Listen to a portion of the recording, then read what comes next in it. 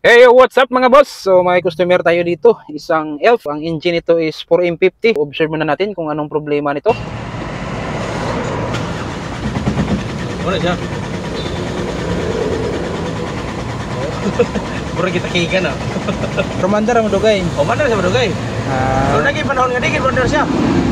Maluoy na kay starter di manimaho naman. Lagi.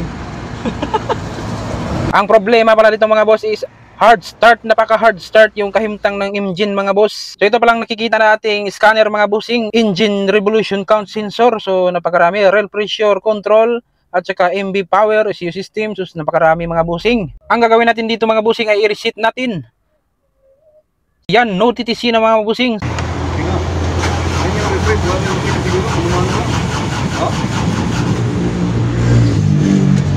Sa lahat ng DTC mga busing is ito lang yung bumalik, engine revolution count sensor mga busing. So ito yung problema mga busing. Ang gagawin natin nito mga busing is palitan natin itong sensor na ito mga busing. Dahil hard start yung problema mga busing ay para walang duda rin ay tatanggalin natin yung return ng injector mga busing. Titignan natin dito kung may malakas ba na return dito sa injector. Kasi kung may malakas na return dito sa injector mga busing ay isa ito sa dahilan na hard start mga busing. Titignan lang natin dito. So walang namang mawala kung titignan lang natin. Pag okay yung injector ay diretso na tayo sa sensor mga busing na ating papalitan. So ayan mga boss, natanggalan natin yung injector return. So hindi natin tanggalin yung buong injector mga busing at titignan lang natin dito kung may malakas ba na return mga busing. Tapos start natin.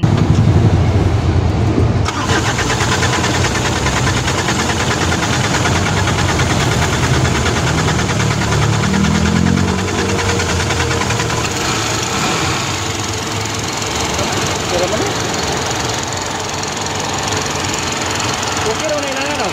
Pero man. Patya lang.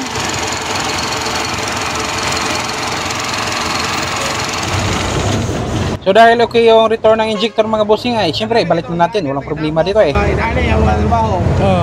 So dito na tayo mga bossing sa may ito yung sinasabi kong sensor mga bossing dito sa may transmission. So ito yung sensor na tinatawag na crankshaft sensor mga bossing. So papalitan natin to ng bagong sensor mga bossing para malaman natin kung ito ba talaga yung problema mga bossing. So tara. So ito na yung bagong crankshaft sensor mga bossing. Ito yung nakita sa scanner natin.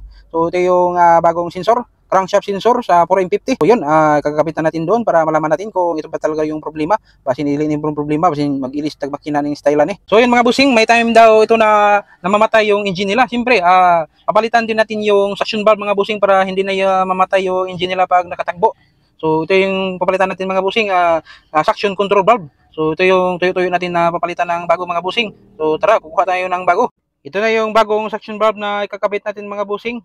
So sino-sino pa, brand new ito mga busing. Tapos ito yung original ng nakakabit doon na suction valve. Magkakaiba sila ng color mga busing. Kakabit na natin. Ayan mga busing, nakabit na natin yung bagong suction control valve. So bagong-bago na yan mga busing. Pati yung crankshaft sensor mga busing. Siyempre, napalitan na natin, nakabit na natin doon. So paanda rin na natin mga busing. So tara. Naga?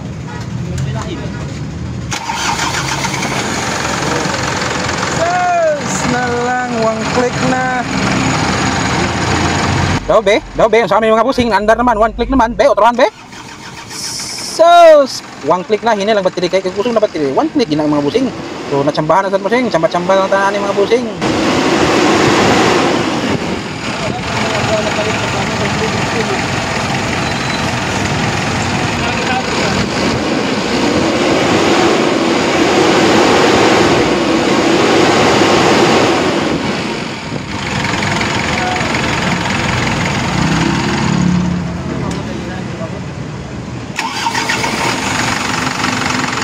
Oh, one click na mga busing. Goods na yan mga busing. Medyo mahina lang yung battery kanina kasi walang pangkarga. So try natin ulit mga busing. Ito na ba?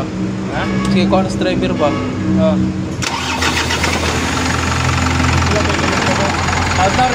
Tantare. Hard start guys, hard start. Tubol ka ba nali? Ikuha niyo. Wala na, nasulod dito. Ito pala. Dili. Ito pala dahilan guys. Order mo to Manila. Ito pala. Manila na mo. Ito pala yung dahilan. Ano yung original?